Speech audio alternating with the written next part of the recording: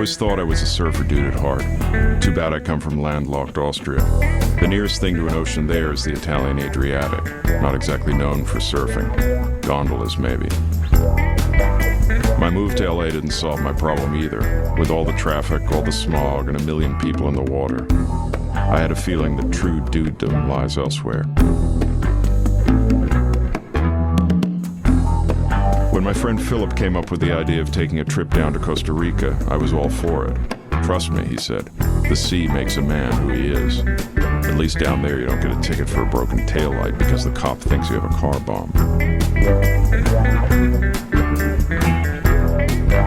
And when my horoscope said, go on an extended trip through lakes and spas, I knew how to read it.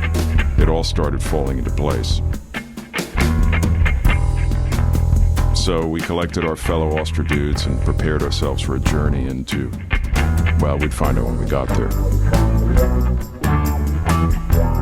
We thought of everything.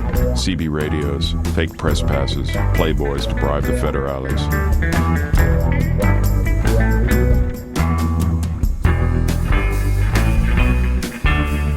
We even left the Anglo-Saxon habit of competition behind us for a while. Our enterprise was going to be a matter of the universal cash flow.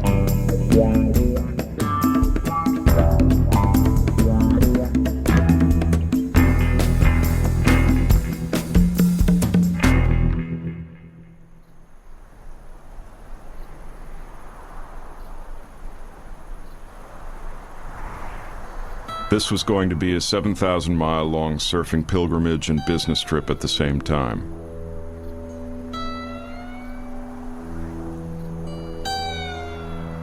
We figured we could sell our cars in Costa Rica for twice what we paid in LA. Easy.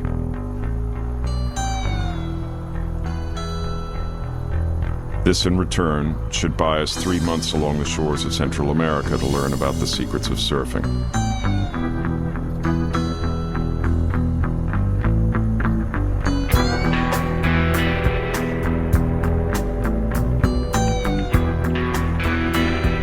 It's a lot of what surfing is all about, to find ways and means to stay in the water.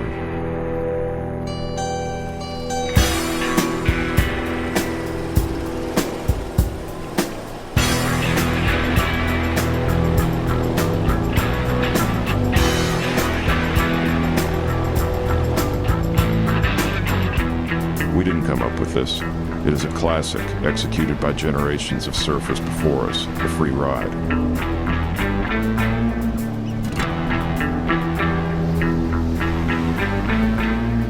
The American surf writer Alan Weisbecker cranked it up a notch. In the 70s, he established a lucrative weed pipeline between Colombia and New York, just to keep surfing. It didn't even occur to us to get a job. We used to buy a kilo of hash for like $80, and that would go. We could sell that for $2,000 in the States.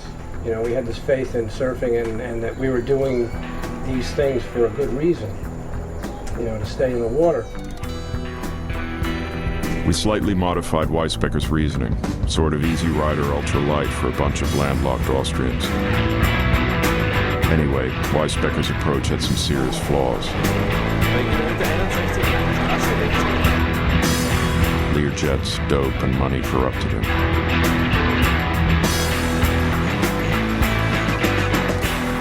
Later, he called his career in drugs a betrayal of the faith. The ocean is a judge that can't be bought. It detects guilt, remorse, fear, or just a bad vibe in an instant. A serious storm sank his boat in 1978, loaded with 100,000 pounds of pot with a street value of $200 million. Weisbecker was rescued by a fishing boat. When he walked up to the captain to express his gratitude, the captain said, "You were in no real danger. The man who was born to hang needs not fear the water."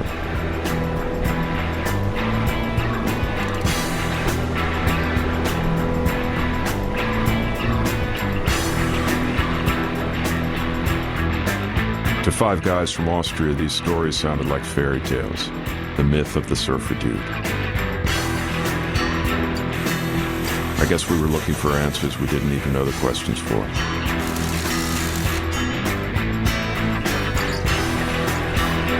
We had no idea what it was going to take and what we were going to come up with. We just wanted to break even at the end of the day. That was the whole idea. A zero-sum game.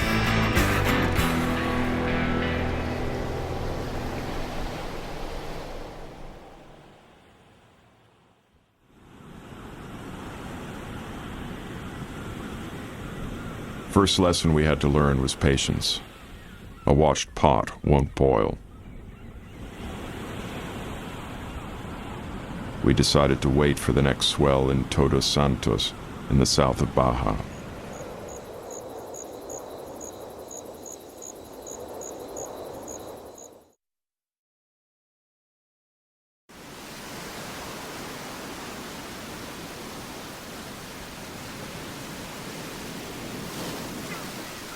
It was time to adjust our body clocks to the rhythm of the ocean anyway. We'd hook ourselves up with the cycles of nature and have the big equalizer level our heads out.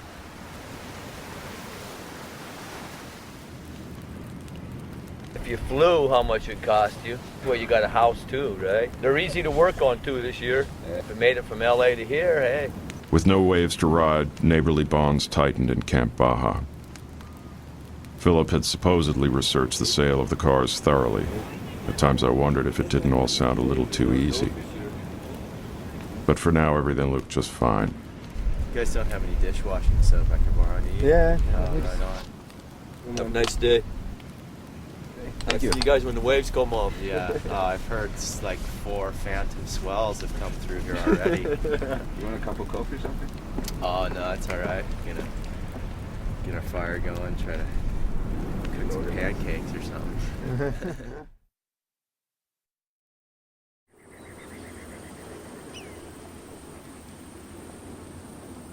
Soon after the boating incident, Weisbecker quit smuggling for good. His experiences, though, qualified him as a screenwriter for Miami Vice. But he could not take that for long either. He had to make his peace with the ocean and the ideals of his youth, so he called it a day and drove all the way down to Costa Rica. Same thing we were going to do, except he never went back. Later, he wrote a book on that trip, In Search of Captain Zero. I asked myself what it would be like to sit him down at the end of the road and have a chat on the sublime psychological sensations of surfing. His credo has always been, if you take care of your surfing, surfing will take care of you.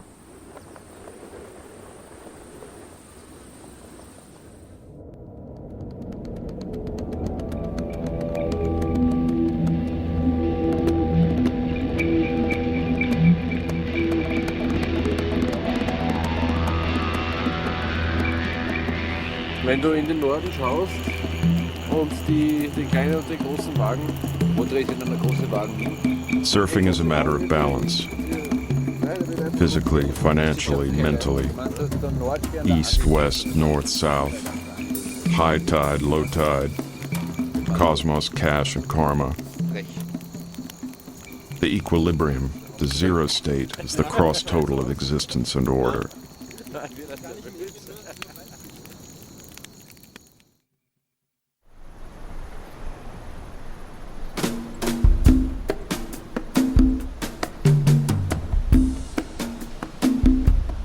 Edwin, ever the city slicker, had been very hesitant about coming, but he didn't want to have to listen to our stories to the end of his days.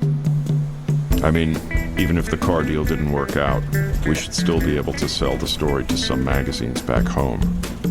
A piece about Weisbecker was Playboy material anyway. We just needed to get an interview. So I started to do some research, while Philip and Edwin made themselves useful in town.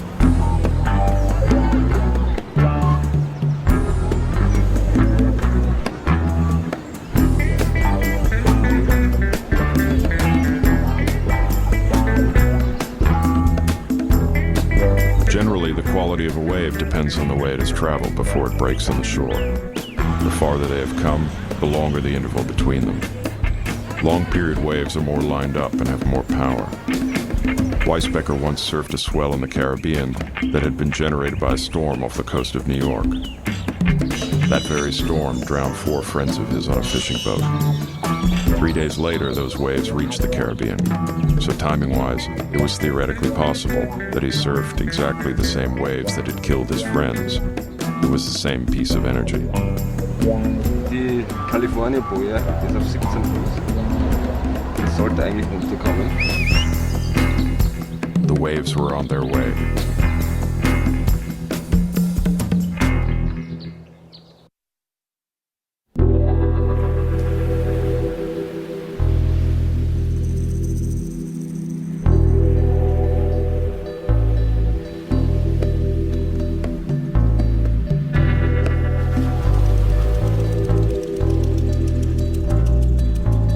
After a long week of waiting, we finally got our fix. 4 to 6 feet at a period of 17 seconds, well overhead for Jacob, the only member of Team Austria who, at this point of the trip, was able to capitalize on La Pastora's long right-handers.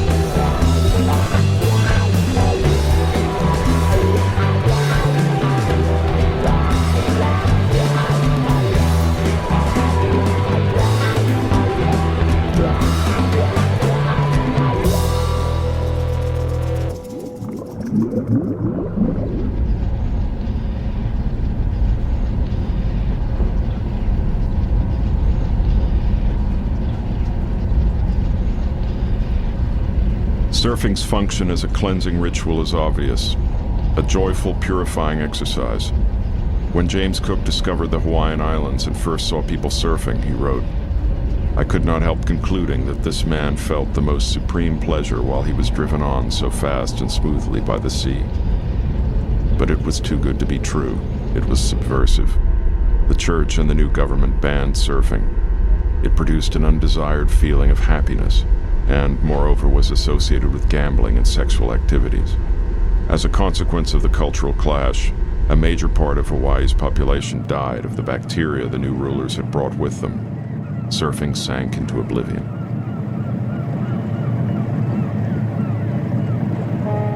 When we first arrived on mainland Mexico, we had a decision to make.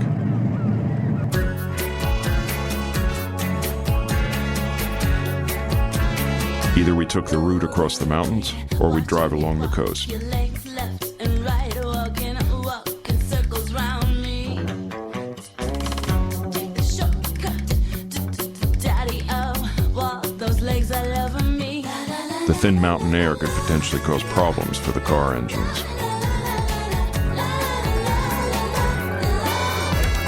Problema clásico, ¿no? Es clásico eso.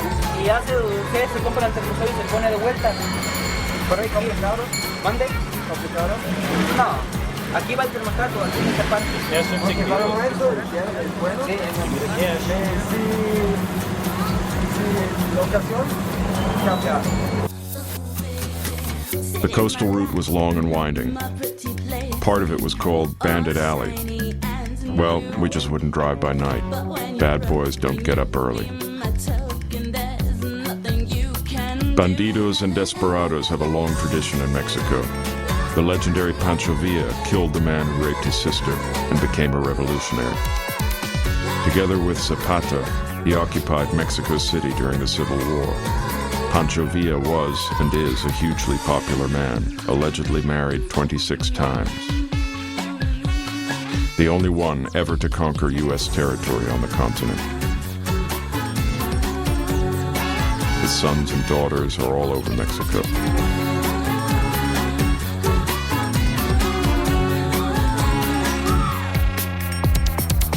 When I say bye-bye, baby, I will say it softly. And when you part your sweet As we moved south, we came closer to another of Mexico's sanctuaries, Puerto Escondido, the heaviest beach break in the world.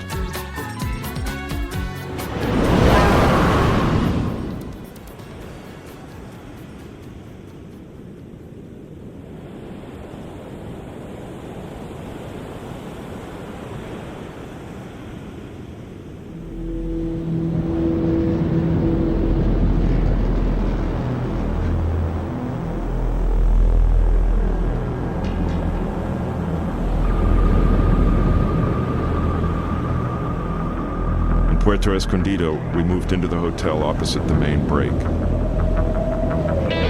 Puerto lies open to the forces of the ocean. Half a mile off the shore, the Pacific is still 1.5 miles deep. The ocean shakes the beach with uninhibited force and creates a symphony of sound and shapes of strange dimensions.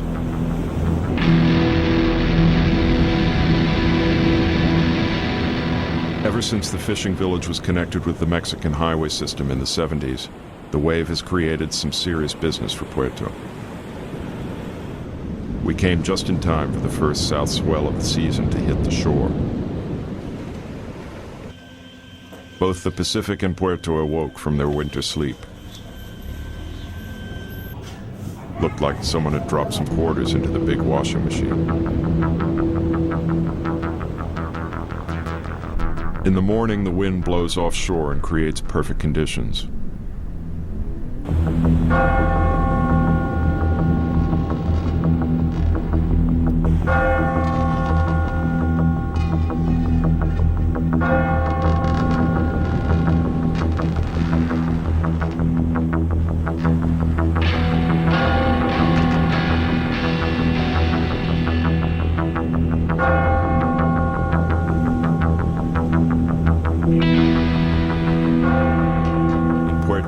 Up with Pablo Postigo, a Spanish ex-pro.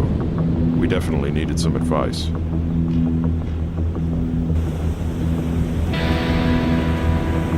First thing Philip did was to break his beloved 7-0, shaped originally for world champ Sonny Garcia.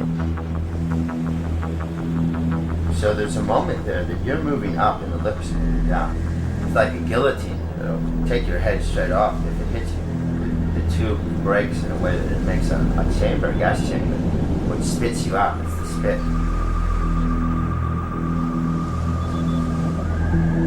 And you look down and it's pretty scary because the wind's coming up the face of the wave.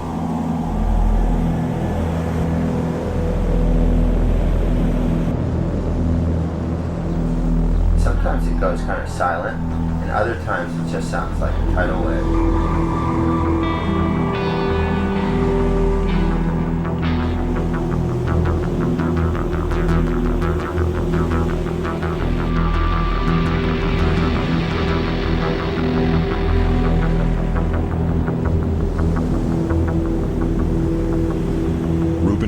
Also made his money with Puerto's world-famous tubes, known as Mexpipe.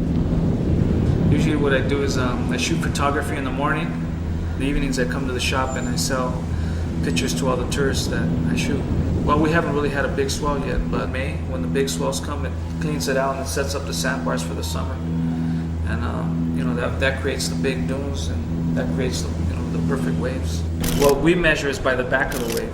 So it's 4 to 6 foot. I guess in California they 12 to 15 foot. Even the guys that come from Hawaii, they have a lot of respect for this place.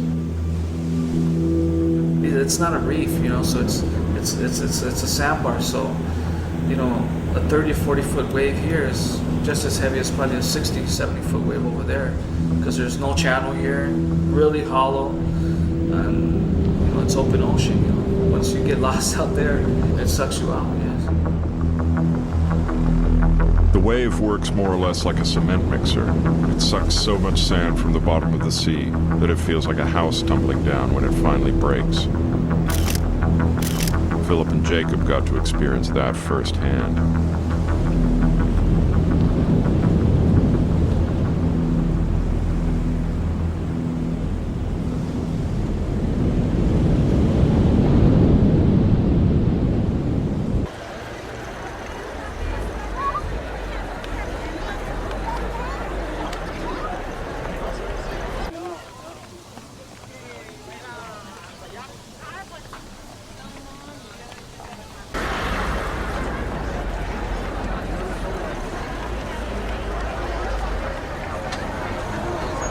La situación por la cual Puerto Escondido tiene mejor oleaje es por el fondo marino.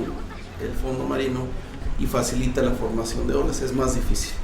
No sabe por qué leve fractura. ¿Panicking? No, un poco. We're panicking. Sí, más. Yeah. Give you medicine. Sí. El último accidente fue hace algunos años en el cual un surfista sufrió un golpe en el cuello y quedó parapléjico, o sea, inmovilizado del cuello hacia abajo. For centuries, the European conscience struggled with the problem of the meaning of life. Camus used the myth of Sisyphus to symbolize the painful lack thereof, a black spot, an infinitely echoing paradox in the depths of the Western mind. Surfers don't think in these terms. When the answer cannot be put into words, neither can the question be put into words.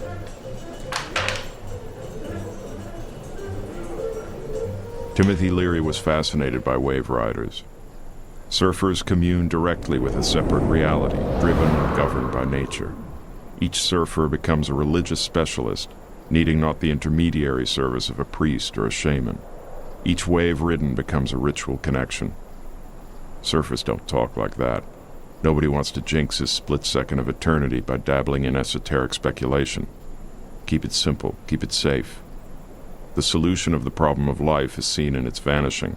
No questions asked. Anyway, time to see what the championship board was doing. It was in the best of hands. Miguel fixes the broken boards in Puerto, another endless task. La ola de cicatela, no necesitas hacer maniobras, solo derecho en el tubo y salir del tubo.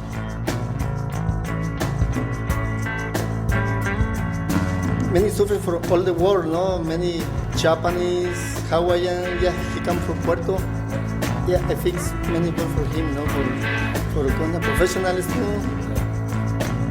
Tony Boy Gómez, Sonny García, Bunga Perkins, Rob Machado, yeah, for a lot of people. And Kelly Slater too. Yeah, he was here 2 years ago, I think so. And yeah, I fixed work for him. Yeah, he liked my work. Almost broke my back, surfing big waves. I can surf no, pero small or slow waves. 20,000 work for fixing. I think 20 years.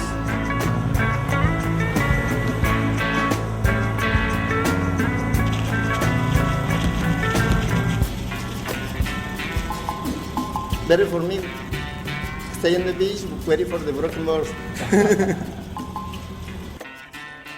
Edwin's 9'4" deluxe ocean liner was just not made for Puerto's radical corners. The very hotel hallway would cost him a trip to Miguel's shop.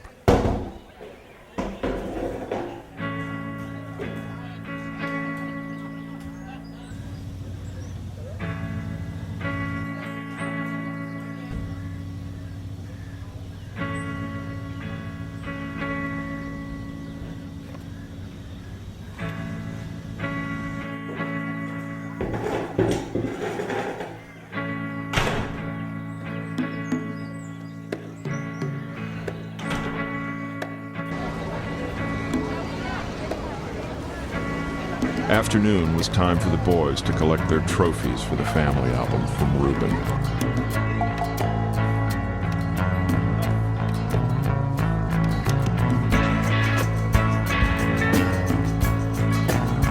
While David and I had to commute 2 miles to the south in order to get at least some water time.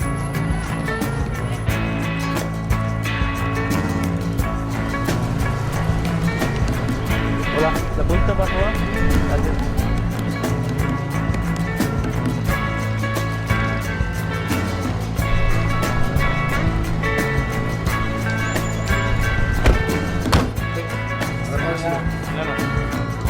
La Punta, a left point break, was supposedly easier to handle.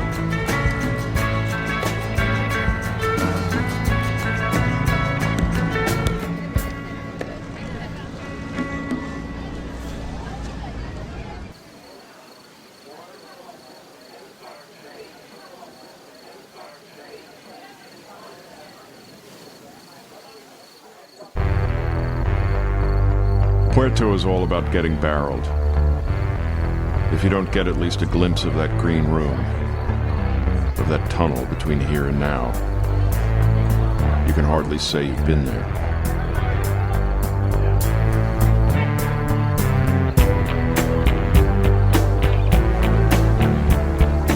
Alan Weisbecker and his contemporaries of the psychedelic revolution also tried to establish metaphysical corridors with the use of drugs.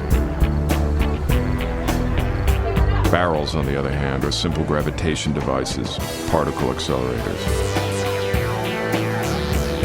They create a zero moment in which nature exhibits its forces in their purest form. The miracles of gravity disintegrate time and space for one moment and one person at a time.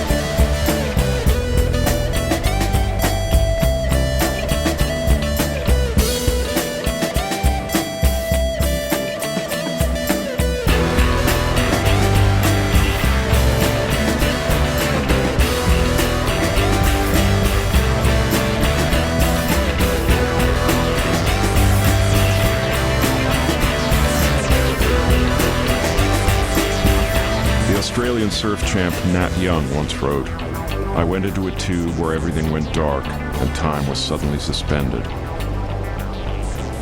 When I emerged, night had fallen. I remember that looking out from inside, the tube looked like wagon wheels in a movie, rolling forwards but appearing to be going backwards."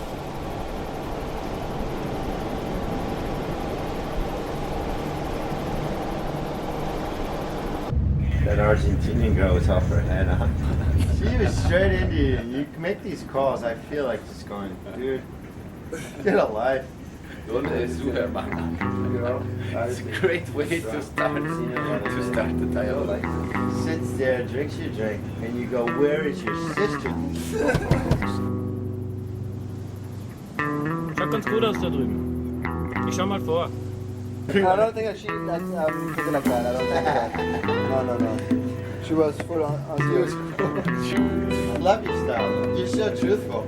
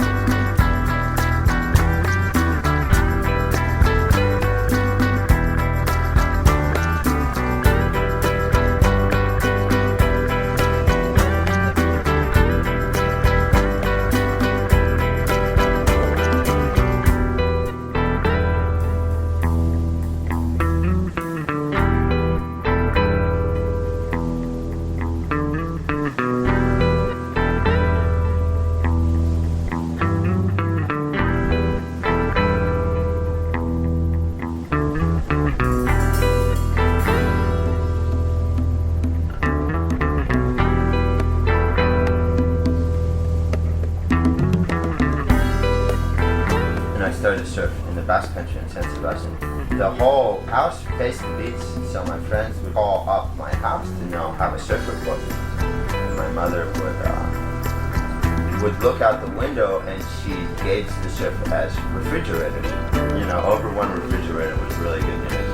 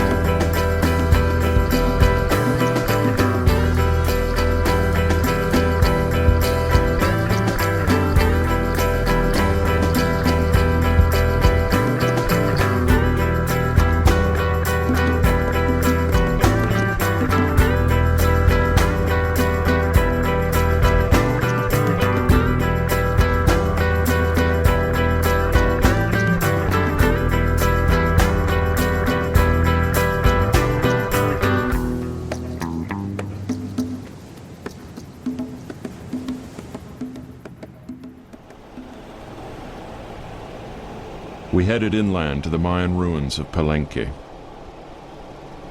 We were more than reluctant to sacrifice our oceanic peace of mind to a civilization that had ceased to exist more than 1,000 years ago.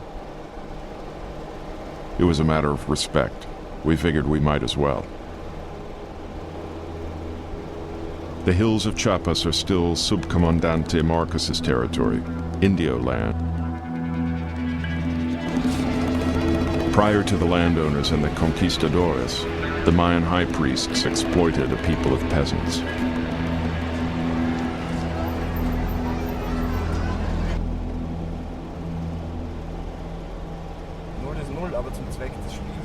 The core of their power was their acquaintance with the number zero, a tool of stunning mathematical efficiency and philosophical impact.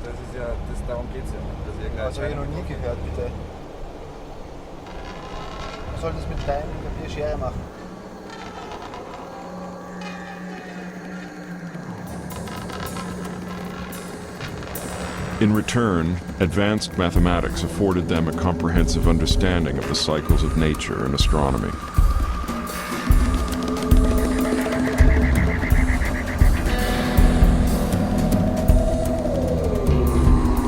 Their ritual activities, as in many agrarian cultures, were centered around an ecstatic and bloody cult of time.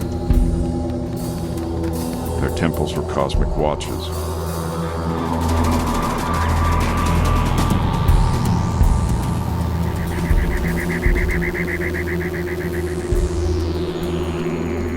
The West avoided zero for centuries to come. Zero referred to nothing. It meant nothing. Its inherent properties conflicted with God and infinity, and could eventually, once its imminent powers were unleashed, cause the downfall of age-old beliefs.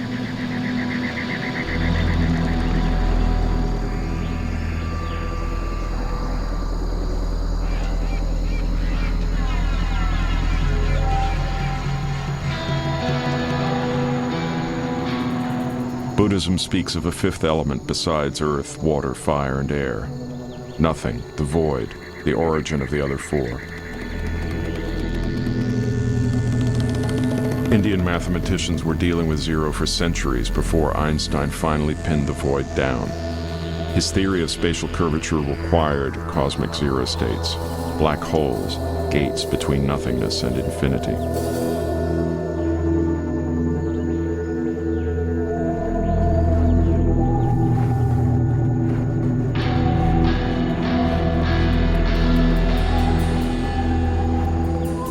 For surfers, emptiness is nothing scary. Process and result are equivalent. The zero state, the balance, is the goal. It is life on level zero, on sea level, leveled out.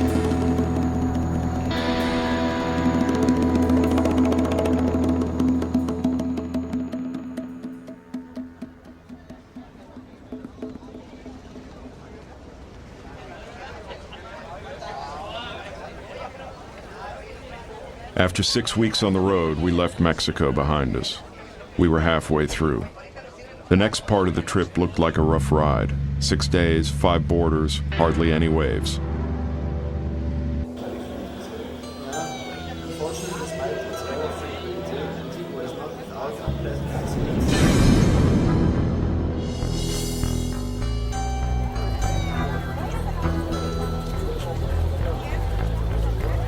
But then again, the sinister charm of Central America. The dilapidated cathedral of Antigua, desolate, grandiose. The charm of an enchanted garden.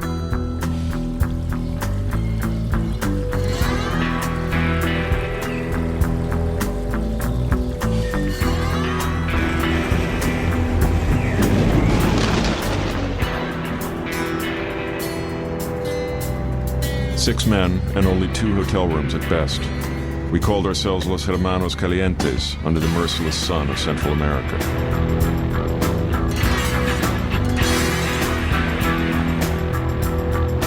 Bad roads, cattle herds, vultures.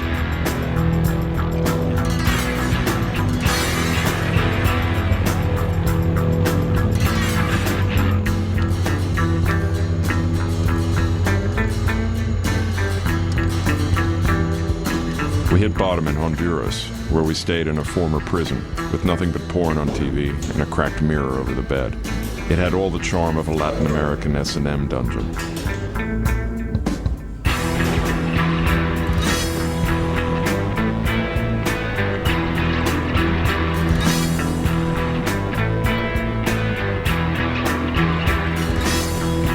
The elusive moments on the waves and in the woods sank into a world of greasy pimps with guns and short tempers. Central America's full of dime novels.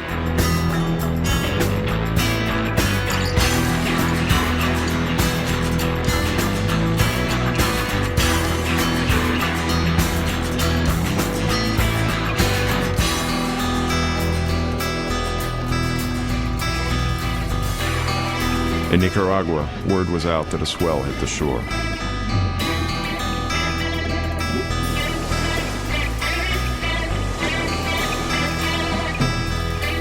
No matter how beat up we were from driving, we still played it by the rules. Never drive away from breaking surf.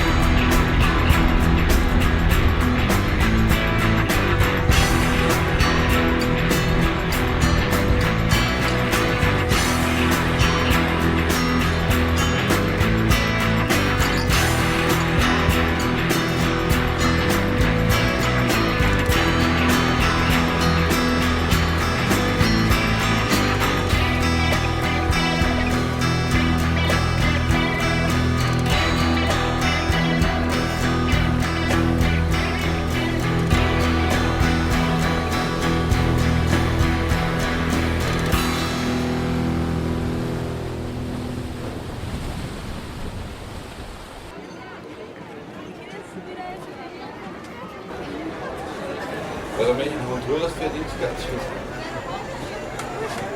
Lempiras, cada única. 50 miles north of the Costa Rican border, we found ourselves at a very delicate point of our undertaking. How exactly do 5 Austrians import 2 American cars into Costa Rica in order to sell them? It sounded like a bureaucratic nightmare. Our worries, although understandable, were unnecessary. Decades of dealing with Austrian authorities had prepared us very well. We took care of the official part of our used car deal con bravado.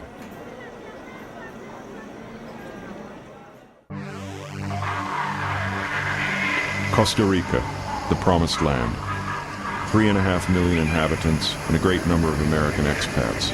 Austrians helped draft its constitution, a little bit of home away from home. Along comes a decent number of classy breaks, among them in Witch's Rock, one of the most amazing scenarios in surfing.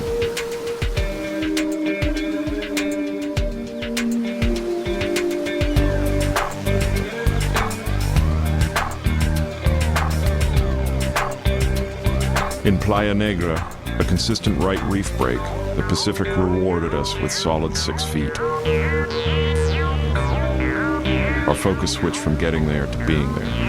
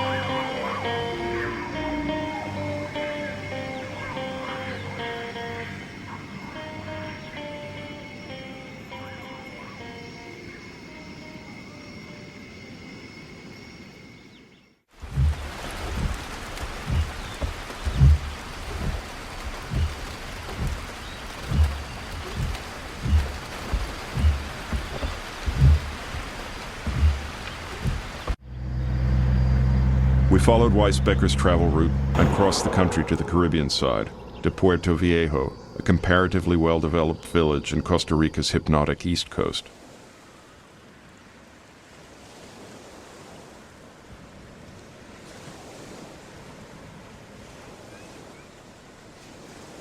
Without Salsa Brava braking, Puerto Viejo was narcotic and paralyzing. Plus we were down to our last colones. Without Weisbecker and no barrels ridden, we hardly had a story to tell. It was time to roll the dice. We discovered that there was an import tax on foreign cars of a certain age that would eat up half of our profits. Looked like a couple of smartasses had tried the stunt before us. That lowered our expectations drastically. And on top of everything else, I couldn't get hold of Weisbecker.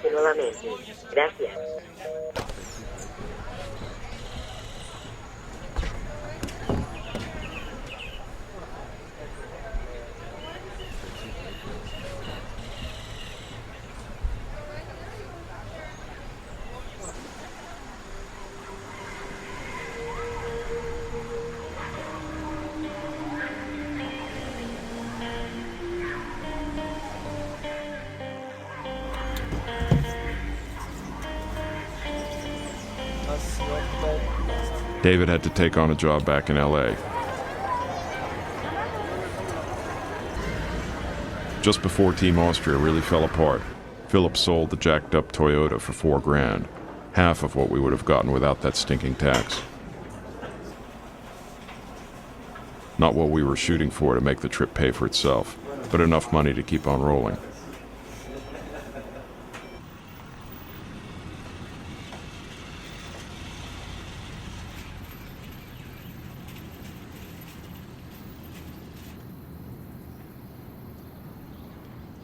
What we had to do now was find Captain Zero. We knew he lived down south in Pavones on the border to Panama, at the longest wave of the northern hemisphere.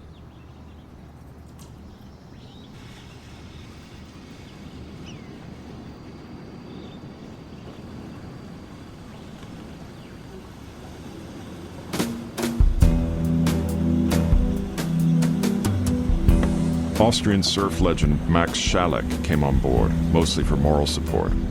The man who claims to have introduced the concept of easygoing to the Austrian people, with so little success that he had to emigrate to the Canaries. Ich hätte gesagt, fahren wir nach St. Kudo und fahren wir einfach die Küstenstraße entlang. Das ist immer gut.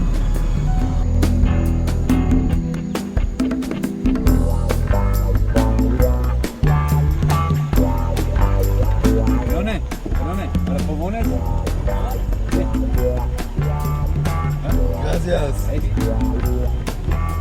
Gracias.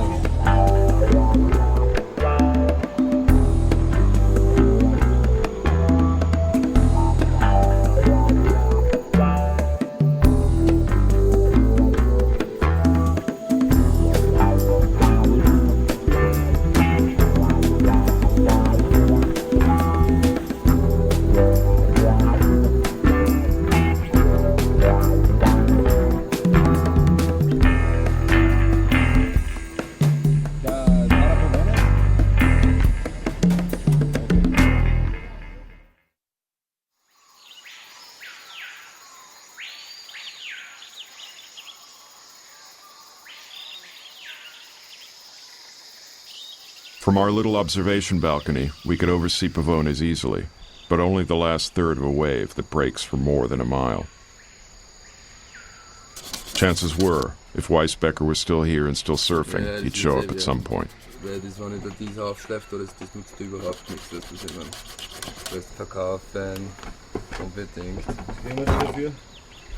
Wir meisen um 120.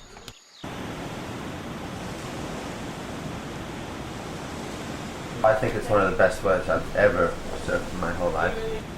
The quality of the reef is unbelievable.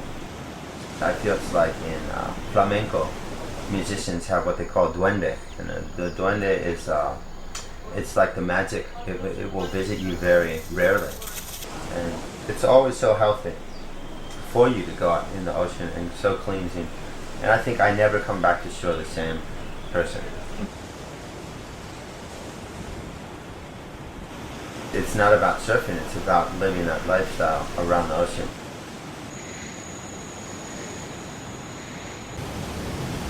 It's one of the beautiful things of surfing is getting to know a place. I really try to fall in synchronicity with the ocean.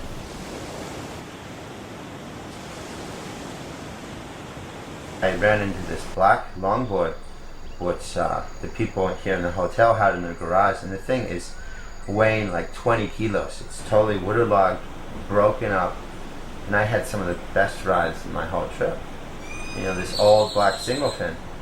So it goes to show that it's not really about the equipment a lot of times, it's about your state of mind.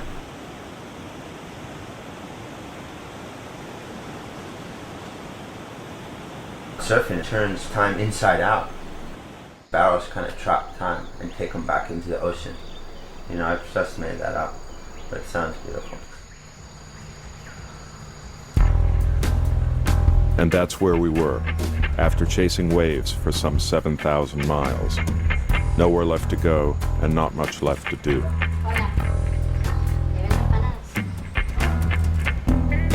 Waiting.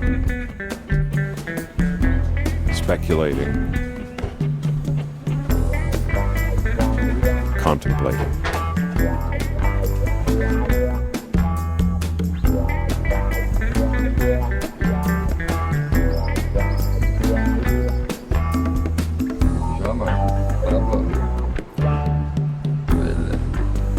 the end, we almost forgot about Weisbecker altogether. But then he showed up. Jetzt wird's psychologisch nicht. And hurried to the beach with the confident steps of a lifelong nose rider.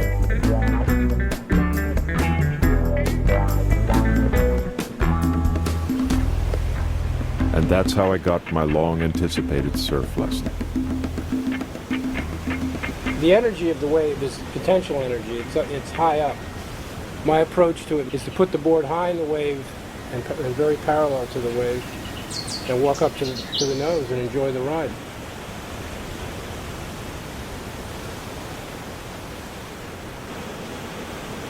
I find exactly the right spot on the wave, and I don't have to do anything. That's longboarding.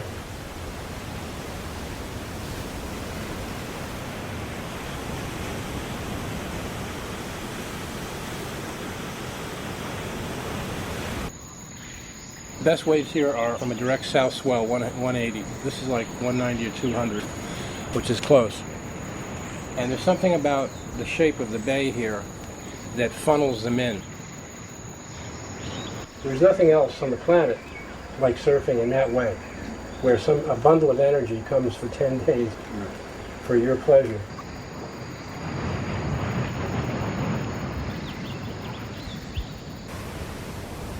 I'm not sure physicists would be real impressed with this theory, but there's something similar to a wave breaking and certain aspects of energy and the cosmos.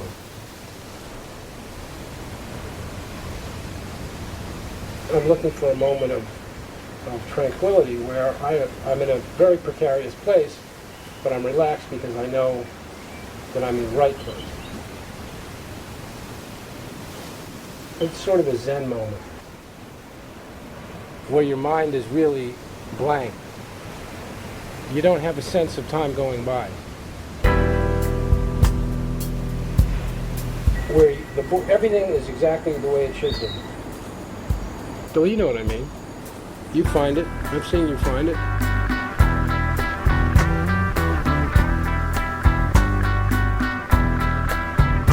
It's a meditative moment. That piece of energy comes, you use it, and it's gone forever.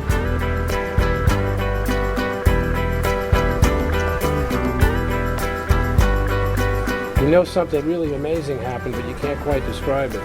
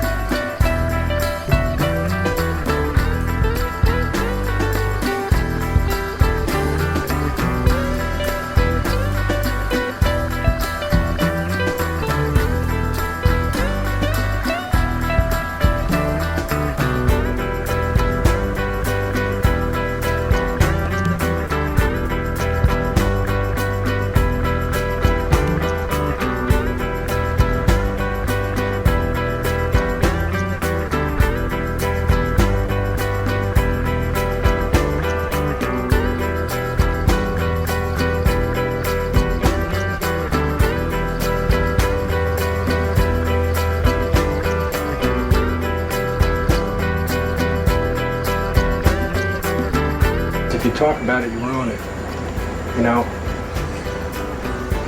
The magic of it like many things, is in the doing.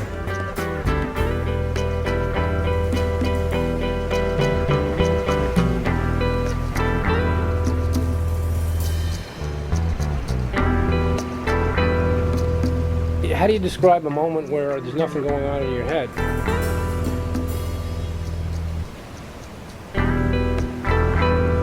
It's a mindless kind of bliss.